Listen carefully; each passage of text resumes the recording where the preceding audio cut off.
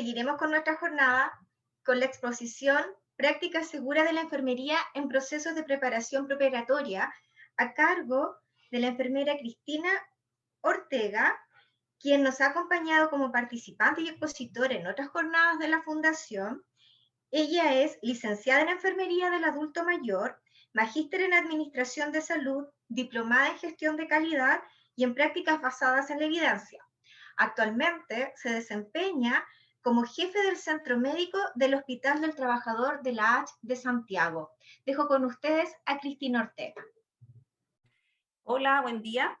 Quiero iniciar dando un poco de contexto de la organización en la cual me desempeño y trabajo.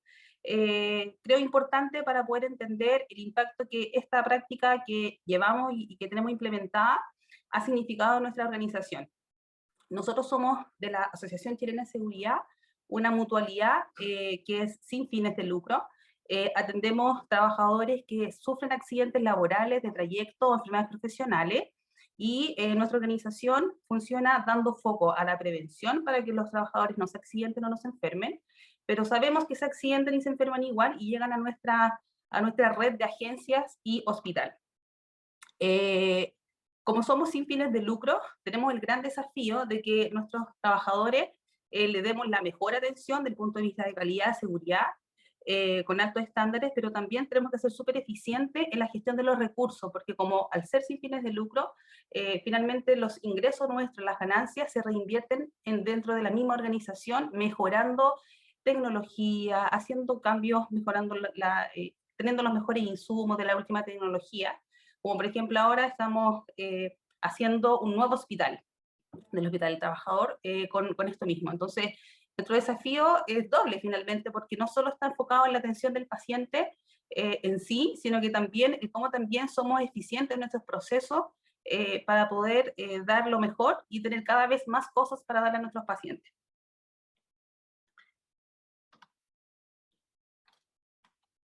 Bueno, para iniciar es importante comentar que nuestro centro, el hospital, el área ambulatoria, durante el año 2019 hizo cerca de 80.000 consultas ambulatorias y cerca de 10.000 cirugías. Dado el efecto de la pandemia que vivimos desde el año 2020, nuestras cifras obviamente han bajado. El año 2020 tuvimos 57.000 consultas y cerca ya de 8.000 intervenciones quirúrgicas. Nuestro hospital, como tal, es un centro referente en trauma, y dado, obviamente, los accidentes que sufren las personas a raíz del trabajo, y una intervención importante que hacemos en el hospital son las cirugías. Cuando una persona va a un control médico con nosotros y el médico le indica que su resolución o tratamiento es una cirugía, al paciente se le viene una serie como de un shock, como una alteración fisiológica y emocional, porque está intentando entender lo que le está diciendo el médico, que muchas veces son información más bien técnica, asustado y temeroso por lo que se viene, que lo que le puede pasar, y finalmente ni el 30% de lo que el médico le dice en la consulta, el paciente lo está recibiendo. No sabe y llega y firma un consentimiento sin tener toda la información porque no la logra entender. Y por tanto, que un profesional adicional, como es el rol nuestro de enfermería, logre tomar a este paciente, logre aclararle las dudas, logre hacer una valoración completa del paciente, es clave para poder asegurar que este paciente llegue en óptimas condiciones a una cirugía. De ahí nace también lo que nosotros llamamos EPA, o la evaluación preanestésica, que consiste en un proceso súper analítico de toma de muchos exámenes, de evaluaciones previas, para que el anestesiólogo logre evaluar a este paciente y determine si da el pase o no para la cirugía, en torno a qué es lo más seguro para él. De esa manera podemos asegurar también que el paciente llegue y tenga las mínimas complicaciones durante el proceso quirúrgico. Bueno, nuestra organización y nuestro servicio en particular, durante el año 2013 detectó hartas brechas en este proceso, principalmente porque los pacientes que nosotros atendemos, como están acogidos por la ley y nosotros le tenemos que dar todas las prestaciones económicas y de salud también, el paciente finalmente está como retenido con nosotros, y nosotros le pagamos su licencia médica, le hacemos toda su gestión, para que el paciente podamos retornarlo lo más pronto posible a su lugar de trabajo. Por tanto, en ese tiempo, en el año 2013, hasta esa fecha, lo que hacíamos es que los médicos evaluaban al paciente, le indicaban una cirugía, y le pedían los exámenes preoperatorios a criterio del médico, de acuerdo a la cirugía que le iba a indicar. Los volvía a citar para revisar esos exámenes. Si lo encontraba alterado, lo mandaba en el mismo servicio a un interconsultor, ya sea cardiólogo, médico internista, broncopulmonar, dependiendo de la alteración que tenía el paciente o de alguna enfermedad. Volvía nuevamente el paciente con el médico tratante, y así una seguidilla de consultas, una y otra, hasta lograr tener los pases respectivos, terminar con el pase anestésico y el paciente estar listo para su cirugía. Todo ese proceso, con la cantidad de pacientes que nosotros atendemos y atendíamos también en esos años, era súper engorroso porque se perdían pacientes en el camino. Pacientes no llegaban a tomarse los exámenes, pacientes seguían meses entre una interconsulta y en otra, que perdía el control, en fin. Obviamente eso nos llevó a muchas ineficiencias porque habían muchas demandas de consultas médicas, teníamos demoras en las evaluaciones para preparar a estos pacientes para una cirugía, se aumentaron los días de tratamiento porque, no sé, una fractura de muñeca, por ejemplo, que se debía resolver, por dar un ejemplo, en 3 semanas, el paciente lo teníamos 6 meses, ¿sí? Y 6 meses que le estamos pagando una licencia médica, nosotros como organización, porque no éramos capaces de poder resolverle su patología en el tiempo óptimo o que estaba en la condición. También tuvimos en esos años también eventos adversos asociados a esto, porque como los pacientes no llegaban también bien preparados, no se les informaba completamente todo lo que es la preparación, cómo tienen que llegar a hospitalizarse, la cirugía, el ayuno, en fin, no se les preguntaba detalladamente por las alergias, en fin, obviamente habían eventos asociados en esa oportunidad. También habían descoordinación entre áreas, llegaban pacientes hospitalizados y nadie sabía para qué iba, en fin. Y obviamente, si no teníamos un proceso complejo completo y ordenado, habían suspensiones de cirugía, falta de información a pacientes que llegaban sin la preparación, como por ejemplo que llegaban hipertensos, con las glicemias elevadas, por lo tanto había que suspender la cirugía, y eso obviamente es una ineficiencia en nuestro proceso. Entonces se dijo, oye, tenemos que intervenir, hagamos algo, ¿sí? ¿Y qué es lo que queremos hacer? Oye, aseguremos que los pacientes ambulatorios cumplan con los requisitos necesarios para que lleguen en óptimas condiciones a la cirugía. Minimicemos los riesgos de complicaciones, tanto anestésicas y quirúrgicas en estos pacientes, en la medida que podamos hacerlo en la parte ambulatoria.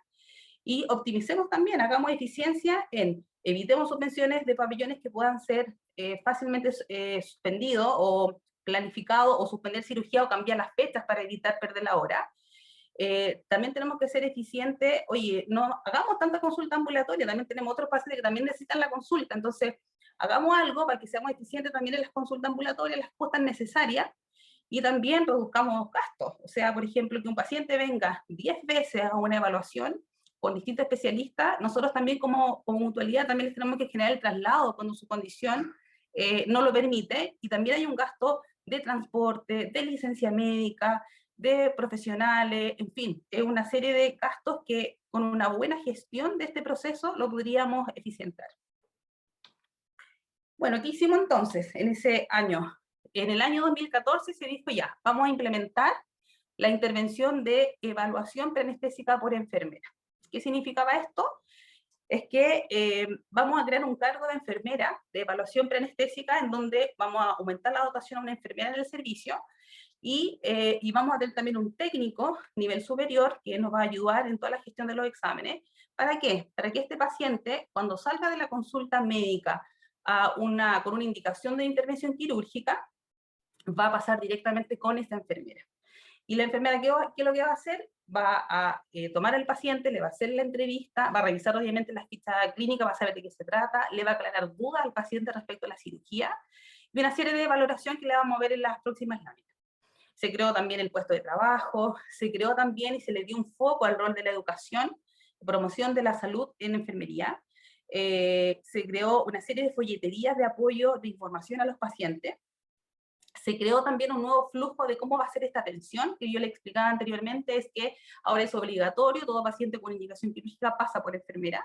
El técnico le ayuda en rescatar los exámenes, imprimir, recolectar el consentimiento, armar las fichas. En ese tiempo se trabajaba con fichas físicas, porque en el año 2015 implementamos la ficha electrónica. Y revisaba también todas las condiciones también de los pacientes para asegurar las consultas futuras que tenían. Y también dijimos, oye, revisemos nuevamente esta norma de evaluación preanestésica, que en esos años sí había, pero no había un rol clave de enfermera, sino que era más bien estandarizar cuáles eran las condiciones que se pedían para un paciente ser intervenido. Pero acá se establece cuál es el rol de la enfermera, donde la enfermera tiene que hacer un checklist, una valoración, y asegurar los requisitos mínimos para que ese paciente cumpla con todo antes de llegar al anestesista para que dé el pase. También se estandarizó, por ejemplo, que el médico, en esa norma se dice también, oye, ¿cuáles son los exámenes de acuerdo al ASA o complejidad quirúrgica y al grado también de la complejidad de la cirugía? ¿Cuáles son los exámenes que se requieren? ¿Por qué? Porque nos pasaba que los médicos indicaban una batería completa de exámenes que en realidad tampoco era tan necesaria si era para una cirugía. Y la enfermera los chequeaba. ¿Sí? Y en el camino después se fue generando que la enfermera después finalmente terminó haciendo las órdenes para los exámenes de acuerdo a esta normativa. Entonces, la evaluación preanestésica por enfermera nosotros la dividimos en dos etapas. La primera etapa, que es con paciente, que significa que cuando el paciente sale de la consulta médica, pasa directo con la enfermera, quien le hace una entrevista, recaba toda la información, le pregunta dirigidamente por antecedentes de alergia, sobre todo alergia al látex, revisa si tiene exámenes vigentes, si no, le hace las órdenes de los exámenes, lo manda directamente a tomarse el electrocardiograma, en fin, junto con la técnico recopilan toda la información, la juntan, adjuntan el consentimiento, arman la ficha, y le dejan al paciente indicado, si no está en ayuno en ese momento, que vaya al día siguiente a tomarse los exámenes. El paciente se retira, y este paciente finalmente no vuelve más con la enfermera, a menos que sea por algo excepcional, y tampoco con su médico tratante. O sea, es decir, que aquí el paciente se va y vuelve solo a tomarse el examen, a una interconsulta si es que lo requiere, y después se va al pabellón. ¿Ya? Entonces evitamos todas estas consultas que yo les comentaba inicialmente, de que iban como, pudieran haber venido 4 o 6 veces con distintos médicos para obtener los pases. Y luego viene la etapa 2, que es la etapa que es el rol que tiene la enfermera, que es el rol más fuerte, desde el punto de vista de carga, porque acá el paciente ya no está, pero la enfermera es la que se encarga de revisar por cada paciente que ya atendió el día anterior o días previos, cómo están los resultados de sus exámenes, cómo sale el electrocardiograma, cómo le salieron los exámenes de sangre. Obviamente también en la etapa inicial, que no lo mencioné, también se le toma signos vitales, va a ver si es que hay algún hallazgo que el paciente muchas veces no saben que tiene alguna patología crónica y se detectan acá. Y la enfermera finalmente revisa todo. De acuerdo a la norma, nuestra norma aquí establece, oye, si es un paciente que no tiene exámenes alterados, este es el conducto a seguir. Si está alterado, este es el otro conducto. Entonces la enfermera empieza a revisar. Si los exámenes están alterados, tiene que gestionar las interconsultas necesarias, pase por medicina, por cardiólogo, ella misma toma la hora, ella misma contacta al paciente, lo cita, y tratan también de optimizar los tiempos. Por ejemplo, que vaya el mismo interconsultor uno tras otro en el mismo día, va a evitar tantos viajes, y para también mejorar la experiencia de ese paciente. La enfermera se asegura de dejar todo listo, todos los pases ok.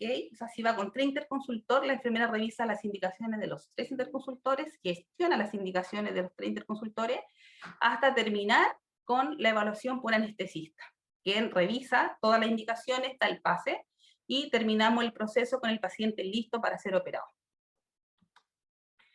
Y este es el flujo mirado desde el paciente. El paciente llega a nuestro centro, se admisiona, pasa con el médico le indica la cirugía, pasa nuevamente a la parte administrativa, al egreso que le llamamos nosotros, para ser ingresado a el lugar de la atención con enfermera. La enfermera lo evalúa, en ese mismo momento gestiona la toma del electrocardiograma, le pasa los órdenes clínicas de exámenes, el paciente va a la farmacia, porque muchos de estos pacientes requieren medicamentos que se los tenemos que entregar, los que tienen indicado transporte se van hacia su transporte y el paciente se retira. Del punto de vista del médico, el paciente ve a su médico ahora en el pabellón, ya no vuelve varias veces al servicio a hablar con el paciente. Obviamente hay excepciones, pero en la mayoría de los casos los pacientes ya no ven a su médico hasta el día de la cirugía.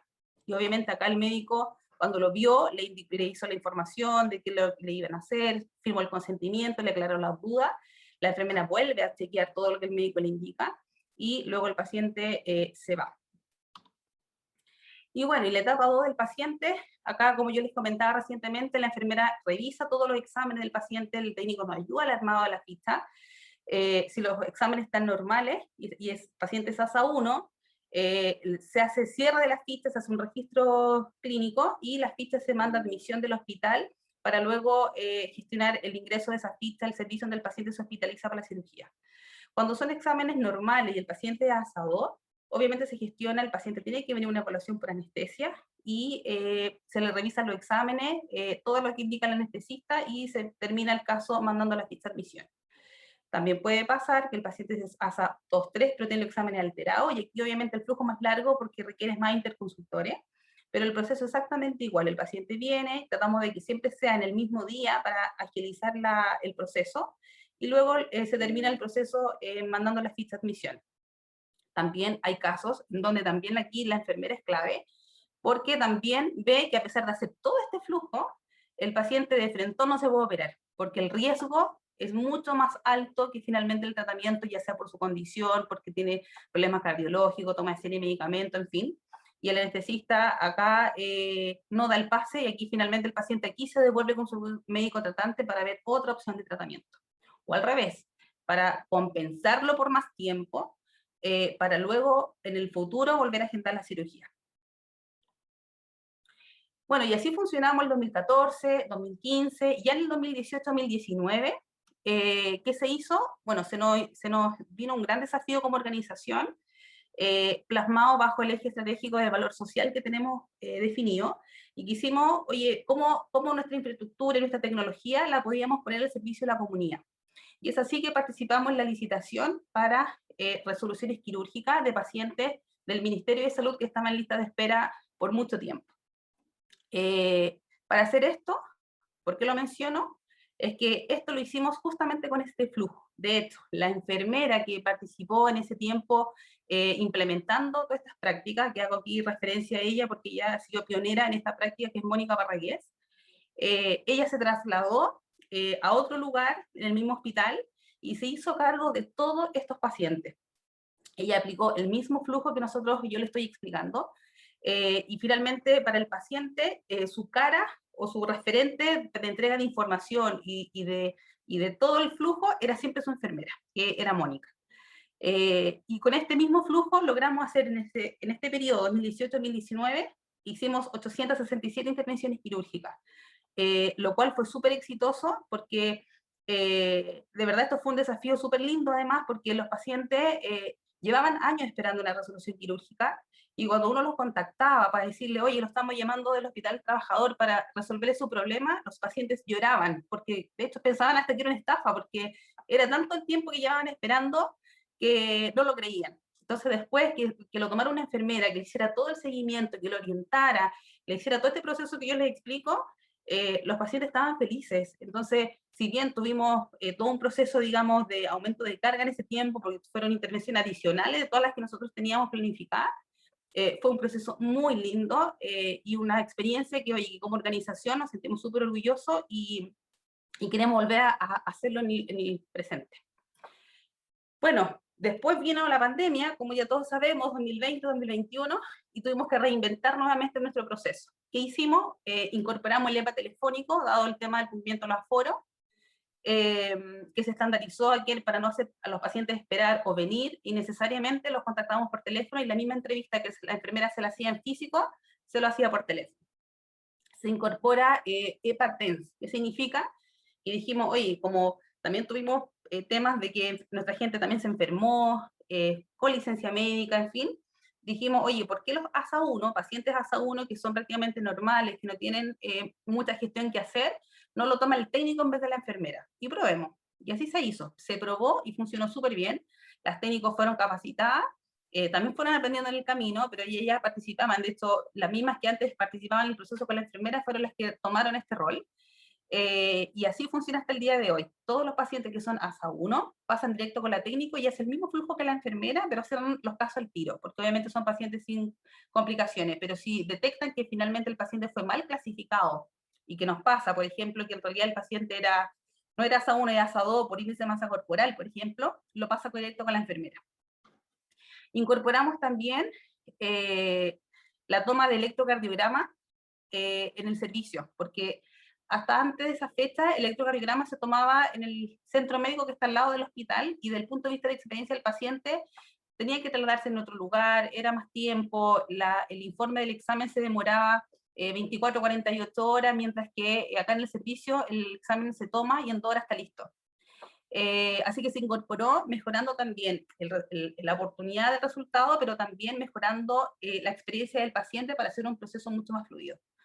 También se incorpora en este periodo una planilla online donde se basan todas las indicaciones quirúrgicas que hace el médico por sistema, se pasan a esta base, y finalmente se generan reportes en esta base en donde hay coordinación directa entre pabellón y las enfermeras de evaluación preanestésica del servicio. Por ejemplo, no sé si hay un paciente que lo quieren adelantar y revisamos la planilla y no está hecha la evaluación preanestésica por enfermera, la enfermera del pabellón notifica que necesitamos urgente a este paciente adelantar, y la enfermera lo toma y hace la gestión, lo cita, le hace la EPA, y en algunos casos, si son pacientes de regiones, por ejemplo, lo hacemos telefónico.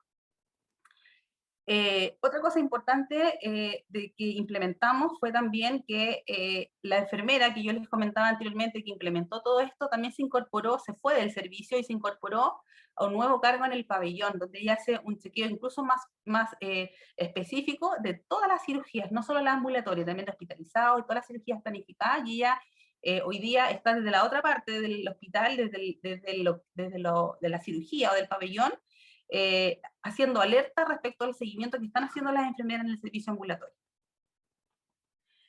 Oye, y bueno, y queremos ver cómo fueron nuestros resultados.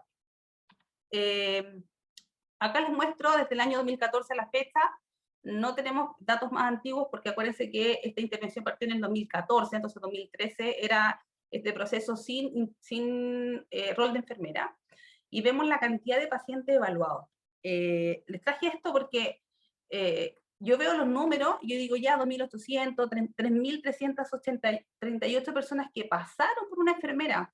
Son 3.300 personas a las cuales las enfermeras les revisaron sus fichas, sus indicaciones, aseguraron un proceso 1 a 1 para que finalmente estos pacientes se operaran. Entonces, no es menor, esto es un gran trabajo, harta coordinación para poder llegar a estos números. Aquí se ve el efecto pandemia 2020, que obviamente tuvimos restricciones de cirugía a la situación, y nos bajaron casi a la mitad la cirugía, pero independiente de eso, el cómo también nos reinventamos para poder lograr sacar esto. También dijimos, oye, ¿cómo podemos medir si redujimos o no consultas médicas? Y hicimos el siguiente ejercicio. Un paciente con ASA 1 requerían al menos, antes de operarse, 2 consultas con su médico tratante. Cuando eran ASA 2, 3, al menos 3, incluso a veces 4 o 5, pero lo estandarizamos en 3. Con la intervención de la enfermera, claro, estos pacientes ya no volvían más con el médico y pasaban por enfermera, y la enfermera le hacía toda la gestión detrás. Se redujo las consultas en ASA 1 a solo una con su médico previo a la cirugía, y en ASA 2, 3 a otro. Es decir, que no ahorramos una consulta en ASA 1 y 2 consultas en pacientes ASA 2, 3. Entonces, si eso lo llevamos a la cantidad de pacientes que atendimos ASA 1, ASA 2 y 3 desde el 2014 a la fecha, vemos que redujimos hartas consultas médicas. Así vemos que en el 2014 redujimos 6.000, 2015 3.000. Ustedes pueden preguntarme hoy por qué bajaron tanto los números acá, y aquí implementamos ficha clínica electrónica. 3.000, 4.000, 5.000, o sea, llegamos a reducir una cantidad de consultas médicas que de verdad es asombroso, porque estas consultas finalmente no es que el médico quedó sentado sin hacer nada, al revés, le pudimos mandar otro tipo de pacientes para optimizar esas consultas. Y también dijimos, oye, ¿cómo estará ahora el indicador de evaluación preanestésica? Nuestro hospital y centro médico está acreditado por segunda vez, y ahora vamos por la tercera acreditación de la Superintendencia de Salud, en donde se definen estándares mínimos de seguridad y calidad en la atención a los pacientes, y aquí está la característica gestión clínica 1.1, que nos dice, oye, ustedes deben tener un proceso, un protocolo y una medición para asegurar que los pacientes, lo mismo que explicaba anteriormente, se haga su evaluación y llegue a óptimas condiciones a su pabellón. Y dijimos, oye, ¿cómo estuvimos? Nosotros tenemos datos del 2012. Y aquí podemos ver que en el año 2012, este indicador, que no ha tenido, sí ha tenido algunos cambios y que ha sido mucho más exigente en el camino, pero en el 2012, en los pacientes con cirugías no ambulatorias, teníamos un 50% de cumplimiento. Y en las cirugías ambulatorias, teníamos casi un 64% de cumplimiento. O sea, muy bajo del umbral que lo teníamos estandarizado y, a 80%. 2013 subió un poquito, pero aún así sigue estando bajo el umbral. Pero aquí viene como lo bonito, porque del 2014 que implementamos esta estrategia, empezó a aumentar cada vez más año a año, hasta llegar en el año 2020 a estar sobre el 95% de cumplimiento. Y este resultado es gracias justamente al rol que tienen las enfermeras en el servicio como para poder asegurar que los pacientes lleguen en óptimas condiciones, que optimicemos también la hora de los anestesistas, porque también algo que pasaba es que los pacientes no llegaban bien cuando no teníamos esta práctica y eran perdidas las consultas anestesistas porque no le podía dar pase porque faltaban otros pases previos. Y también dijimos cómo estaban los eventos adversos en ese tiempo. Si bien sabemos que hay una subnotificación de los incidentes de seguridad, nosotros sí, año a año, vamos mejorando o vamos aumentando la cantidad de notificaciones y son mucho más evidentes, a diferencia de años para atrás. Pero en 2013, cuando yo miro los informes de incidentes de seguridad que tiene la Dirección de Calidad del hospital, habían 4 incidentes asociados directamente a la preparación preoperatoria de pacientes que se operaba.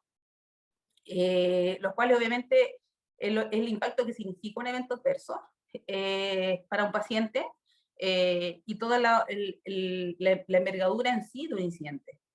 En el 2014, desde que implementamos la intervención, tuvimos un evento, 0 en el 2015, 0 en 2016, 0 en 2017, 1 en el 2018, y este me acuerdo perfecto porque tuve que participar en el análisis de este evento, y era un paciente que nunca dijo que era alérgico al látex. La enfermera le preguntó, incluso le hizo las preguntas dirigidas para ver si era alérgico al látex. El paciente niega y va al pabellón y hace una reacción porque era alérgico al látex. Y cuando se le pregunta después al paciente que por qué no lo dijo, no lo encontró importante, como que, en fin, no hubo finalmente un quiebre en el proceso, pero también para nosotros un desafío. Oye, entonces vamos a tener que ser mucho más indagadores en el tema del látex, porque aún así, si bien la enfermera había registrado que se hizo preguntas dirigidas, el paciente negaba alergias. No tuvimos en el 2019, en el 2020 tuvimos solo uno. Entonces, si bien los números, uno puede decir, oye, son pocos los números, pero para nosotros evitar 3 eventos adversos, o no tener eventos adversos en 3 años consecutivos, 4 y otro en el 2019, para nosotros es importante, porque significa que fueron eventos que le evitamos un daño o no a un paciente y que aseguramos un proceso que en definitiva va en pro de la seguridad de los pacientes. Por tanto, con esta nueva práctica que se implementó en el 2014, abarcamos 3 grandes focos principales, y obviamente el primero es la seguridad, que también es el rol por el cual hoy día estamos presentando esto, porque al paciente que está con una indicación quirúrgica le generamos una mayor seguridad a su proceso. Logramos con esta práctica detectar brechas en la preparación del paciente, pesquisamos enfermedades crónicas que el paciente no tenía idea que tenía, pesquisamos alergias que el paciente tampoco sabía que tenía, o que al hacer una entrevista, una valoración minuciosa se detectó. Disminuimos eventos adversos. Y por otro lado, también hicimos mucha eficiencia en este proceso, como yo les contaba anteriormente. Es decir, redujimos consultas médicas, redujimos idas y venidas de pacientes que no eran necesarias. Aquí yo no pude magnificar el costo, pero yo viendo el proceso así, o sea, si lo llevara a dinero, o sea, serían mucho dinero que podemos haber ahorrado, y que ahorramos en definitiva en el proceso. Optimizamos pabellones porque logramos detectar y parar pacientes que no podían operarse, o postergamos cirugía y optimizamos ese cupo para otro paciente. Y lo que les comentaba, pesquisamos con anticipación pacientes, los educamos, evitamos finalmente que llegaran a una cirugía cuando no estaba en condiciones. Y por último, promoción del autocuidado. Es clave en el rol nuestro de enfermería, que finalmente el tener la enfermera en este proceso no es solo para los dos otros grandes conclusiones que obtenemos, sino que más bien cómo también educamos al paciente, porque no solamente veíamos las condiciones óptimas para la cirugía, sino que también le hacíamos toda una capacitación, una educación, qué es la diabetes, qué es la hipertensión, por qué es importante que se tomen los medicamentos, porque encontramos no adherencia a tratamiento, incluso le damos el tratamiento al paciente, lo derivamos a su sistema previsional, cómo lo tenía que hacer, algunas veces sí lo acogíamos y lo mandábamos nosotros, diabetólogo, médico internista, en fin, entonces es clave porque acá la enfermera con esta práctica empieza a tomar un rol protagónico en la atención del paciente y mirando al paciente en forma integral, no solo viendo los números o para que se opere solamente, sino que también en forma integral y mejorando así también la experiencia y la satisfacción de nuestros pacientes. Muchas gracias.